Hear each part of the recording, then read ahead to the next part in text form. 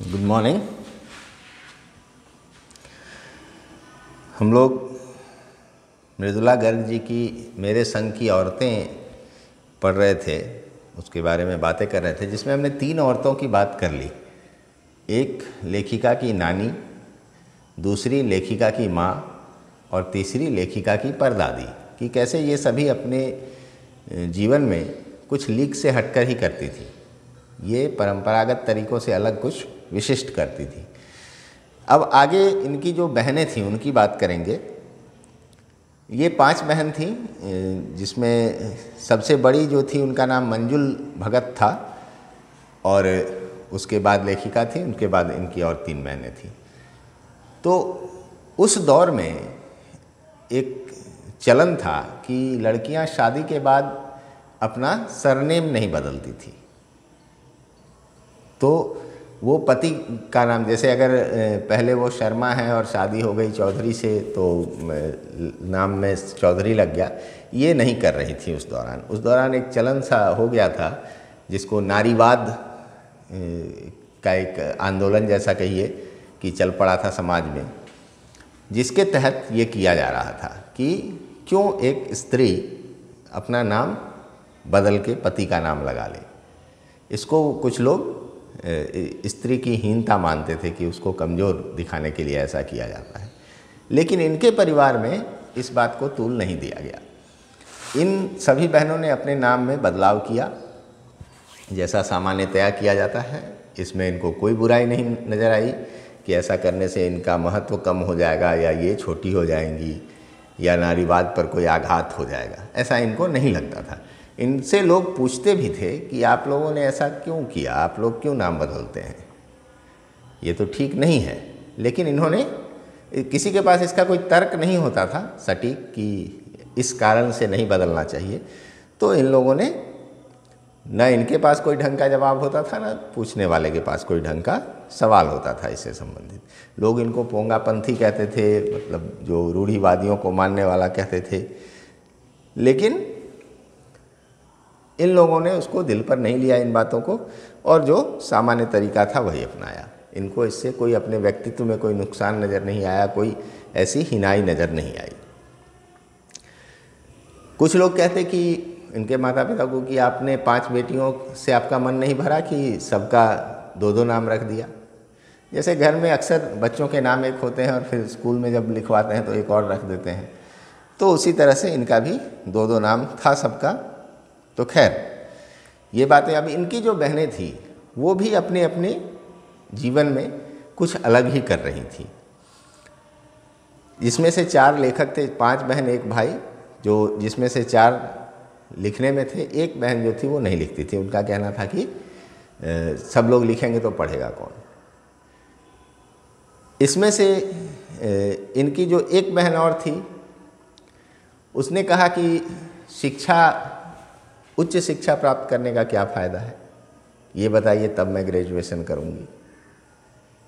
उन्होंने बोला मुझे आप कन्विंस कीजिए, मुझे समझाइए कि इससे फ़ायदा क्या होगा, इसकी ज़रूरत क्यों है।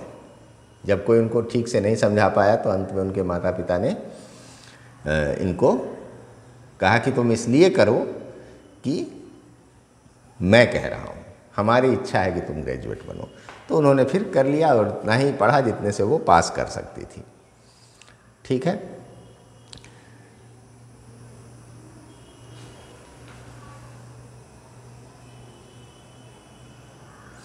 लेखिका कहती हैं कि हम 4 लिखते हैं और पूरा खानदान उन्हें पढ़ता था।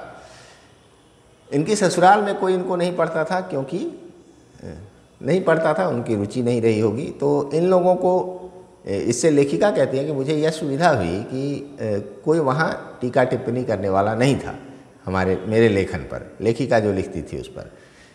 नहीं तो अगर वो लोग भी पढ़ते तो आपके घर का कोई लिखता है तो बड़ा आसान होता है उस पर टीका टिप्पणी करना, आलोचना करना कि ये ऐसे लिखते तो ठीक होता, ये ऐसे लिखते तो ठीक होता।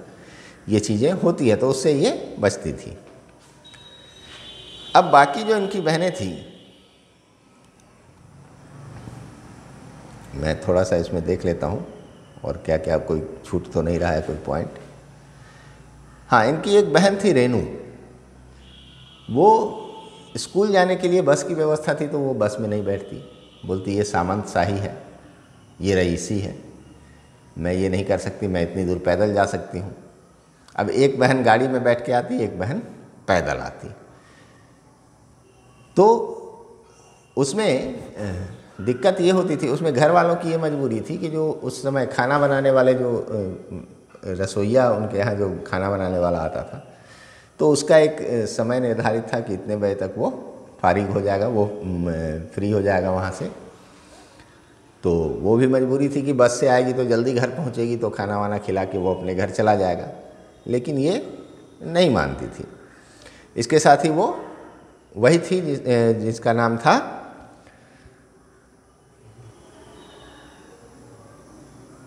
रेनू, हाँ रेनू। तो इसके अलावा गाड़ी में बैठने के अलावा वो इम्तिहान भी नहीं देना चाहती थी, परीक्षा नहीं दे, बोलती इसकी क्या ज़रूरत है। तो उसी के बारे में मैंने बताया कि जब बीए की पढ़ाई की बात आई तो वो अड़ गई, और फिर जब माता पिता ने अंततः यह कहा कि हमारी इच्छा है इसलिए तुम कर लो, तब जाके उन्होंने किया।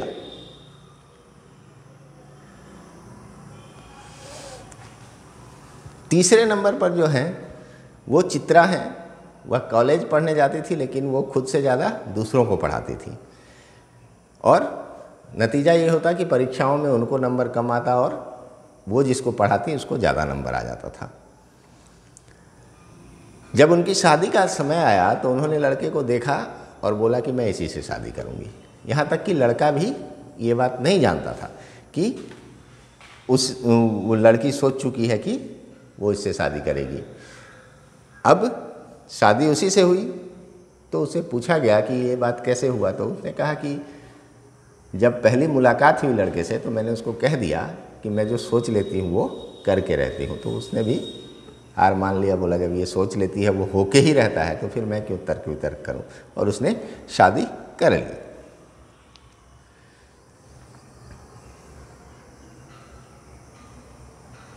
उनकी जो और एक बहन थी अचला, उसने भी 30 साल का होते ही लिखना शुरू कर दिया। अब इन लोगों ने सबने शादी की, लेखन शुरू किया और सब अपने अपने तरह से कुछ अलग जीवन जीती ही रही। अब लेखिका अपनी बात कर रही हैं कि शादी के बाद बिहार के एक छोटे से कस्बे में इनके पति की पोस्टिंग थी, तो वहाँ ये रही डालमिया नगर में। तो वहाँ की स्थिति थी कि पति पत्नी भी अगर साथ पिक्चर फिल्म वगैरह देखने जाते तो सिनेमा हॉल में अलग अलग बैठते। तो इन्होंने वहाँ, मतलब वहाँ एक छोटा शहर था तो वहाँ लोग शर्माते थे, अपनी पत्नी के साथ भी घूमने फिरने में शर्माते थे। तो वहाँ इन्होंने नाटक शुरू किया, नाटक का मंचन शुरू किया जिसमें महिलाएं और पुरुष एक साथ भाग लेते थे। तो धीरे धीरे लोग उससे जुड़ने लगे और यह इनका सफल रहा। वहाँ से फिर इनका जो तबादला हुआ इनके पति का, तो ये चले गई कहाँ, छोटे से कस्बे बागलकोट, कर्नाटक के एक छोटे से शहर बागलकोट में चली गई। तब तक इनके 2 बच्चे हो चुके थे और दोनों स्कूल जाने लायक थे, लेकिन वहाँ कोई ढंग का स्कूल नहीं था। तो इन्होंने वहाँ एक मिशनरी स्कूल था जो क्रिश्चियन मिशन के तहत चलाया जाता है, जैसे मुजफ्फरपुर में प्रभात तारा है या वैसे स्कूल कई जगह होते हैं। तो उस स्कूल में इन्होंने जाके आग्रह किया कि इसमें आप दूसरे बच्चों को भी दाखिला दीजिए। नहीं, उनको इन्होंने कहा कि उस कस्बे में एक स्कूल खोल दीजिए आप, वहाँ से दूर था वो, या वहाँ के चर्च में गई, स्कूल नहीं था वो चर्च में गई। तो इन्होंने उनको कहा, लोगों से राय विचार करके, कि एक स्कूल उस कस्बे में खोल दीजिए, वहाँ एक सीमेंट का कारखाना है, वो भी कुछ आर्थिक मदद देगा, तो एक प्राइमरी स्कूल खोल दीजिए। तो जो फादर बिशप जो थे, कैथोलिक बिशप जो चर्च के होते हैं, एक अधिकारी होते हैं, पादरी में ही कुछ अलग अलग दर्जा होता है, तो उन्होंने मना किया, बोला कि इस राज्य में क्रिश्चियनों की संख्या कम है तो उस हिसाब से हम वहाँ नहीं खोल सकते हैं। तो लेखिका ने उनसे इस बात पर तर्क वितर्क किया कि जो दूसरी जाति के बच्चे हैं, जो दूसरे धर्म के बच्चे हैं, उनको भी शिक्षा का उतना ही अधिकार है शिक्षा प्राप्त करने का, तो इस हिसाब से आप उनके लिए भी सोचिए। लेकिन उन्होंने कहा कि हम कोशिश कर सकते हैं, बशर्ते कि आप हमें यकीन दिलाएं कि यह स्कूल अगले 100 वर्षों तक चलता रहेगा। अब ये बड़ी अजीब सी बात थी, तो लेखिका को इस पर गुस्सा आया। तो उन्होंने कहा कि स्कूल तो छोड़िए, कोई भी ऐसी चीज़ नहीं है जिसके बारे में यकीन दिलाया जा सकता है कि वो 100 वर्षों तक चलता ही रहेगा। ऐसा संभव नहीं है कहना किसी भी चीज़ के बारे में। तो फिर आगे उसने कहा, जो बिशप थे उन्होंने कहा कि ये बच्चों के पढ़ने की समस्या आपकी है, मेरी नहीं है। मेरी जो शर्त है उसको आप अगर मानती हैं तो ठीक है। तो इन्होंने उस सच को स्वीकार किया कि बात तो सही थी, समस्या तो इनकी थी, पादरी की या बिशप की तो कोई समस्या इसमें थी नहीं। तब इन्होंने तय किया कि एक प्राइमरी स्कूल वहाँ खोलेंगे और कर्नाटक सरकार से उसको मान्यता भी दिलवाएंगी। अब वहाँ जो इनके जैसे और लोग थे, खिसके लोग, उनके लिए विशेषण का प्रयोग किया है लेखिका ने। कहने का अर्थ कि जो अलग सोचने वाले लोग थे, जो प्रगतिवादी लोग थे, जो कुछ अच्छा करना चाहते थे परंपरा से हटकर, उनकी मदद से इन्होंने एक स्कूल खोला जिसमें अंग्रेजी, हिंदी और कन्नड़ पढ़ाई जाने लगी। तो बाद में वहाँ जो और अफसर थे, पदाधिकारी थे, उनके बच्चे भी उसमें पढ़े और बाहर अच्छे स्कूलों में उनका दाखिला भी हुआ आगे चल के, वो चूँकि प्राइमरी स्कूल था। तो ऐसे अनेक मौके आए जब इन लोगों ने अपने जिद्दीपन से कुछ अच्छा किया। अब इसी दौरान ये अपने एक बहन रेणु की बात करती हैं कि एक बार बहुत तेज़ बारिश हो गई दिल्ली में, 9 इंच बारिश हो गई। जो रेगिस्तान से के आसपास का जो इलाका होता है, या समुद्री इलाका भी कह लीजिए होता है, जैसे गुजरात वगैरह में भी इंच में ही नापा जाता है बरसात को, दिल्ली में, राजस्थान में, वहाँ बहुत तेज़ बारिश होती है। थोड़ी देर के लिए होती है लेकिन बहुत तेज़ होती है। दिल्ली में तो खैर ज़्यादा देर के लिए भी होती है। तो 9 इंच बारिश हो गई, मतलब बहुत ज़्यादा बारिश हो गई। और वहाँ तो आज भी थोड़ी बारिश हुई नहीं कि जो फ्लाईओवर्स के नीचे का जगह है या अंडरपास है उनमें पानी भर जाता है, आज भी लंबे लंबे जाम लग जाते हैं।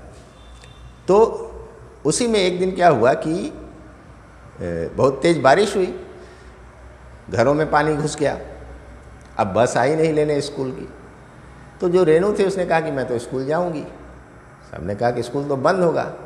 तो उसका तर्क था कि आपको कैसे पता कि बंद होगा, कोई आधिकारिक सूचना तो है नहीं कि स्कूल बंद है, तो फिर कैसे पता कि बंद होगा। तो वो पैदल 3 मील चल के स्कूल गई। ये वही बहन थी जो बस से नहीं जाती थी, पैदल जाती थी। ये उस पानी भरे सड़क पर चलते हुए स्कूल गई। वहाँ दरबान ने गेट बंद कर रखा था। वो देख के भौचक्का हो गया कि ये कहाँ से आ गई लड़की। फिर उससे उसने पूछा, उसने कहा बंद है, तब ये वापस आई। तो लेकिन इसका उसको कोई अफसोस नहीं था। सबने कहा कि हमने तो पहले ही कहा था, लेकिन उसने कहा आपको कैसे पता था? कह तो आपने दिया पहले, लेकिन आपके पास कोई इसका तर्क तो था नहीं, आपको पता कैसे था? कि आप गए थे पूछने? तो सब फिर चुप हो गए। तो इसी तरह से इन लोगों का जीवन जो था वो लीक से हटकर चलते हुए बीतता रहा, आज भी बीत रहा है। मृदुला गर्ग जी अभी हैं संसार में। हमारा सौभाग्य है कि हम उनके समय में हैं इस संसार में। उन्होंने काफ़ी सारी रचनाएं की, इनकी बहनों ने भी कई रचनाएं की। तो अंत में लेखिका लिखती है कि सोचती हूँ कैसा रोमांच का अनुभव हुआ होगा उसे उस दिन, जगह जगह पानी से लब करते सुनसान शहर में निचाट अकेले अपनी धुन में मंजिल की तरफ चलते जाना। सच अकेलेपन का मजा ही कुछ और है। कहने का अर्थ है कि वो अकेले जो गई अपनी धुन में और आई, इसका एक अलग रोमांच होता है। इसका मज़ा कुछ और होने से यह मतलब है लेखिका का कि कोई भी काम जब आप करते हैं, कोई भी कर्म जो अच्छा है, जो सकारात्मक है, तो कई बार आप उसमें अकेले होते हैं, कई बार आपके साथ कोई नहीं होता है, लेकिन आपको यह संतुष्टि होती है कि आप एक अच्छा काम कर रहे हैं, तो उसका एक अलग ही मज़ा होता है। आप कर अकेले रहे हैं लेकिन आपको बड़ा आनंद आएगा कि ये कोई नहीं कर रहा है जो मैं कर रहा हूँ। तो इसका मज़ा कुछ और ही होता है, भले ही आप अकेले कर रहे हो, लेकिन आपको ये पता होता है कि यह एक अच्छा काम है। तो इस तरह से इस पाठ को हमने किया। इसके प्रश्न अभ्यास हैं, एक बार हम लोग इस पर बात कर चुके हैं, थोड़ा सा फिर कर लेते हैं बात, समय है। लेखिका ने अपनी नानी को कभी देखा भी नहीं, फिर भी उनके व्यक्तित्व से क्यों प्रभावित थी? तो लेखिका ने नानी को नहीं देखा, लेकिन उनके किस्से उन्होंने बाकी लोगों से सुने, और वह इसलिए प्रभावित थी कि उस दौर में, वो तो लेखिका से और पहले हुई, 2 पीढ़ी पहले हुई, तो उस दौर में जो उनकी नानी ने किया वो एक अद्भुत कार्य था, एक विलक्षण काम था, वैसा सामान्य नहीं था करना। जो भी कहानियाँ सुनी, एक तो कि उनके पति विलायत से आए तो विलायती रहन सहन को अपना लिया, तो उसका असर उन्होंने अपने जीवन पर नहीं पड़ने दिया, अर्थात वो आज़ादी के लिए जागरूक थी, वो अपनी आज़ादी किसी कीमत पर खोना नहीं चाहती थी। पति के रहन सहन में हस्तक्षेप नहीं किया, लेकिन अपने रहन सहन को भी नहीं बदला, उस पर भी उसका कोई असर नहीं पड़ने दिया। दूसरी बात कि उन्होंने जब अपने आप को मृत्यु के करीब पाया तो तमाम शर्म लिहाज छोड़कर उन्होंने कहा, क्योंकि उनको पता था कि अब तो मृत्यु ही मेरी हो जाएगी, तो फिर शर्म लिहाज रखकर क्या होगा, और काम तो खराब हो जाएगा। बेटी की शादी एक महत्वपूर्ण काम होता है मनुष्य के जीवन में, तो उन्होंने उस जिम्मेवारी को समझा और उसके लिए जो उचित था वो किया, जो उनके मन में था वो किया। वो हिचकिचाई नहीं वहाँ फिर बोलने से, जो कि जीवन भर नहीं बोलती थी किसी से मुंह भरकर, या पर्दे में रहती थी, एक अनपढ़ महिला थी। लेकिन जब ज़रूरत आन पड़ी, जब उनको लगा कि नहीं अब यहाँ ये करना ज़रूरी है, तो उन्होंने कहा कि मैं आपके मित्र, अपने पति को कहा कि आपके मित्र प्यारेलाल शर्मा जी से मिलना चाहती हूँ, और उनको उन्होंने कहा कि आप मेरी बेटी की शादी के लिए लड़का ढूंढेंगे और कोई आज़ादी का सिपाही ढूंढिएगा, कोई सरकारी नौकर मत ढूंढ लीजिएगा, क्योंकि उनको यह बिल्कुल पसंद नहीं था कि उनके पति की तरह कोई साहब आए या साहब का हुक्म मानने वाला आए, जो उनके पति से हमेशा प्रभावित रहे, उसका अपना कोई विचार ना हो, जो उसके पति कहें वही पालन करता रह जाए, तो उसका अपना जीवन कैसा हो पाएगा। तो वह स्वतंत्रता का जुनून उनके अंदर किस कदर था, ये बात पता चलता है इससे भी, कि बेटी के लिए उन्होंने एक स्वतंत्रता का सिपाही ढूंढा, जिसके पास न धन था न संपत्ति था, और उसको इसी कारण ICS के एग्ज़ाम में नहीं बैठने दिया गया था कि वो आज़ादी की लड़ाई में शामिल था। तो लेखिका की नानी के अनुसार यह एक गर्व की बात थी कि उनका जो दामाद हो वो आज़ादी की लड़ाई लड़ रहा हो और वह स्वतंत्र विचारों वाला हो। तो यह वही सोच सकता है जिसके मन में आज़ादी के प्रति सम्मान हो, आज़ादी की समझ हो। तो इन कारणों से लेखिका अपनी नानी से बेहद प्रभावित थी। लेखिका की नानी की आज़ादी के आंदोलन में किस प्रकार की भागीदारी रही? ये एक भागीदारी हुई कि जो लड़का जिसको ICS में नहीं बैठने दिया गया, उससे उन्होंने अपनी बेटी की शादी की, उसको एक सम्मान दिया, उसका एक तरह से सहयोग ही हुआ, उसको समाज में जो स्थान मिलना चाहिए था सो दिया। नहीं तो लोग कहते अरे ये तो आज़ादी की लड़ाई में इससे कौन शादी करेगा बेटी की। तो उन्होंने जो अभी मैंने पहले प्रश्न के उत्तर में बताया वो बातें आप इसमें कर सकते हैं कि एक तो अपने आज़ादी का उन्होंने हमेशा ध्यान रखा, उस पर किसी तरह का असर नहीं पड़ने दिया दूसरों के प्रभाव का, और जब बेटी की शादी की बात आई तो उन्होंने आज़ादी का सिपाही ही ढूंढा। इस तरह से उन्होंने एक सम्मान दिया उसको, एक समर्थन दिया कि मैं आपके साथ हूँ, मेरे पति भले साहब हैं, अंग्रेजी रहन सहन अपनाए हुए हैं, लेकिन हम आपके साथ हैं। तो इस तरह से आज़ादी में उनका भी योगदान हुआ, भागीदारी हुई। लेखिका की माँ की परंपरा का निर्वाह न करते हुए सबके दिलों पर राज करती थी। इस कथन के आलोक में लेखिका के माँ की विशेषताएं लिखिए, उनकी क्या विशेषताएं थी। आप पाठ को पढ़ेंगे तो आपको स्पष्ट पता चलेगा, आप इसको लिखिएगा, इस पर मैं अब कोई बात नहीं करूँगा अभी। लेखिका की दादी के घर के माहौल का शब्द चित्र अंकित कीजिए। लेखिका की दादी का घर का माहौल कैसा था, परदादी कैसी थी, उनकी दादी कैसी थी, बाकी लोग किस तरह के थे, अंग्रेज़ों के प्रति उनका क्या विचार था, इन सब को आपको अपने शब्दों में लिखना है। पाठ में इसके बारे में चर्चा है, कैसे उनकी परदादी ने मन्नत मांग ली, ये सब आप इसमें डाल सकते हैं। आप अपनी कल्पना से लिखिए कि परदादी ने पतोहू के पहले बच्चे के रूप में लड़की पैदा होने की मन्नत क्यों मांगी।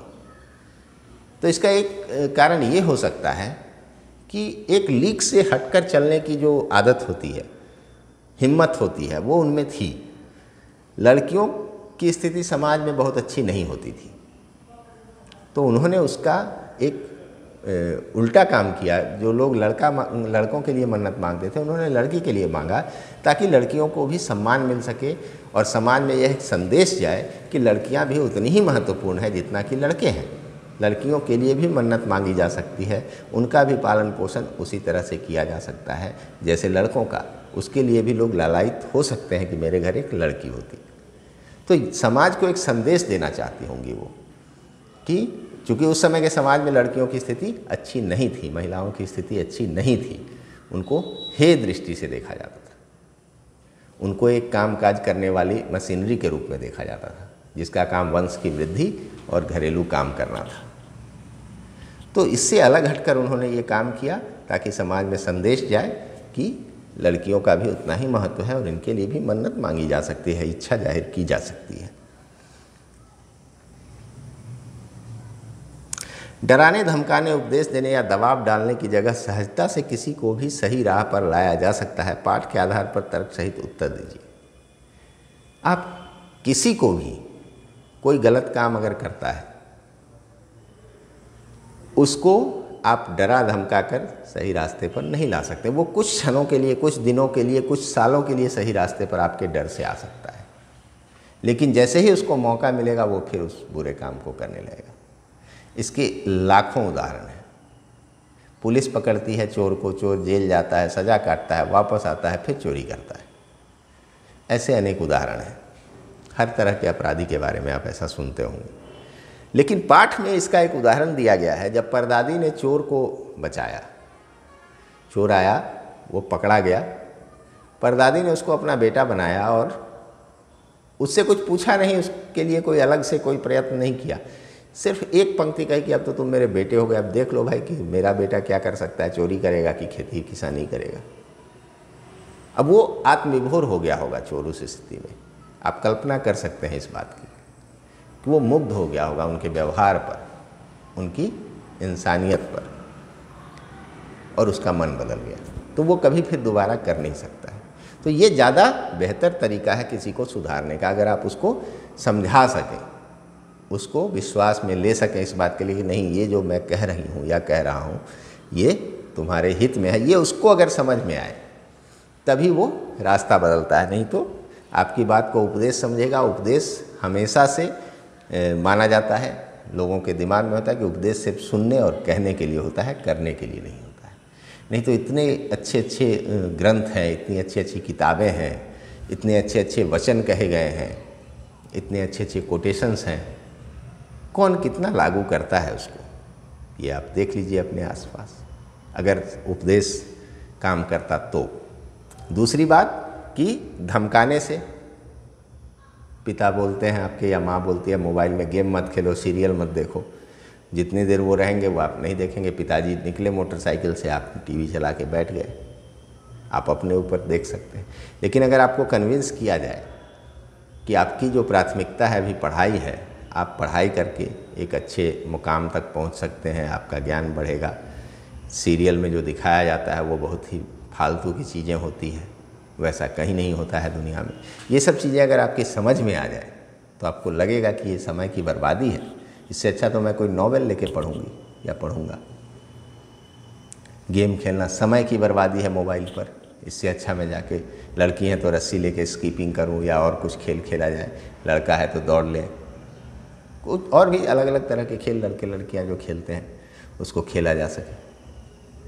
तो ये चीज़ अब अंदर से जब समझेंगे तो तुरंत मान लेंगे। लेकिन कोई अगर धमकाए कि आज से देख लिए पबजी खेलते हुए तो टांग तोड़ दी जाएगी, तो आप उनके सामने नहीं खेलेंगे, इतना ही अंतर आएगा। तो ये चीज़ें आप अपने आसपास, अपने स्वयं पर भी देखते होंगे। तो इस चीज़ को आप पाठ के आधार पर लिख सकते हैं, दादी का उदाहरण देते हुए। शिक्षा बच्चों का जन्मसिद्ध अधिकार है, इस दिशा में लेखिका के प्रयासों का उल्लेख कीजिए। लेखिका ने प्रयास किया, पहले उन्होंने आग्रह किया, वहाँ जो समर्थ व्यक्ति थे, जो बिशप थे, उनसे आग्रह किया। जब उन्होंने नहीं किया तो हार मानकर नहीं बैठ गई। उनके दिमाग में था कि शिक्षा मिलना ही चाहिए बच्चों को। सिर्फ उनके 2 बच्चों की बात नहीं थी, ठीक ठाक परिवार था उनका, तो वो चाहती तो वहाँ से कहीं बड़े शहर में रह के पढ़ा सकती थी बच्चों को। लेकिन वो हारी नहीं, वो पीछे नहीं हटी। उन्होंने स्कूल खोला और उसमें अपने बच्चों के साथ साथ वहाँ के तमाम बच्चों को के पढ़ने की व्यवस्था की, क्योंकि उनके दिमाग में यह बात थी कि शिक्षा बच्चों का जन्मसिद्ध अधिकार है। तो आप उस प्रसंग का उल्लेख यहाँ कर सकते हैं। पाठ के आधार पर लिखिए कि जीवन में कैसे इंसानों को अधिक श्रद्धा के भाव से देखा जाता है। जीवन में वैसे इंसानों को अधिक श्रद्धा के भाव से देखा जाता है जो ईमानदार होते हैं, जो चापलूस नहीं होते हैं, जो झूठ नहीं बोलते हैं, जो इधर की बात उधर नहीं करते हैं, जो हमेशा कुछ अच्छा करने के प्रयास में रहते हैं। वो लाभ हानि का नहीं सोचते हैं, समाज के लिए, दूसरों के लिए कुछ न कुछ अच्छा करने की कोशिश करते हैं। और जो मैंने पहले बातें कही, झूठ नहीं बोलते हैं, ईमानदार होते हैं, अपनी बात भी ईमानदारी से रखते हैं, काम के साथ साथ बोलने में भी ईमानदार होते हैं, किसी की चापलूसी नहीं करते हैं। उस समय किसी को बुरा लग सकता है अगर आप सही बात बोलेंगे तो थोड़ी देर बाद, लेकिन आपके मन में उसके मन में आपके लिए इज्जत आएगी कि इसने स्पष्ट कहा, साफ बात कहा, मन रखने के लिए नहीं कहा। तो ऐसे लोगों को अतिरिक्त श्रद्धा मिलता ही है। सच अकेलेपन का मजा ही कुछ और है। इस कथन के आधार पर लेखिका की बहन एवं लेखिका के व्यक्तित्व के बारे में अपने विचार व्यक्त कीजिए। मैंने जैसा कि चर्चा किया कि अकेले चलना, अगर आप किसी सकारात्मक कार्य को कर रहे हैं तो कई बार आप अकेले पड़ जाते हैं, लेकिन उसका एक अलग मज़ा होता है कि आपने अकेले इस काम को कर दिया, तो एक संतुष्टि होती है। यहाँ उदाहरण है लेखिका की बहन का।